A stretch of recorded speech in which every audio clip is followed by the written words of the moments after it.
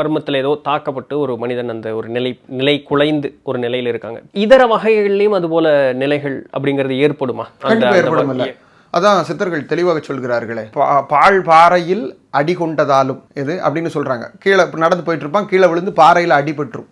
அந்த மாதிரி நிலையிலையும் மரத்தினது கீழே விழுந்ததாலும் அப்படின்னு சொல்றாங்க. மரத்திலிருந்து கீழே விழுந்ததாலும், ஜலத்தில் அதிக காலம் ஊறியதாலும், தண்ணியில் அடிச்சுட்டு போயிடுவான் ரொம்ப, அந்த மாதிரி ஊறியதாலும். இதே போல பார்த்தீங்கன்னா பல காரணங்கள்ல சொல்றாங்க. இந்த மாதிரி இருக்கக்கூடிய நேரங்கள்ல எல்லாம் ஒரு மனிதன் அசாத்திய நிலைக்கு போய் விடுகிறான். அந்த அசாத்திய நிலையிலிருந்து கொண்டு வருவதற்காகவும் சில ஏற்பாடுகள் உண்டு.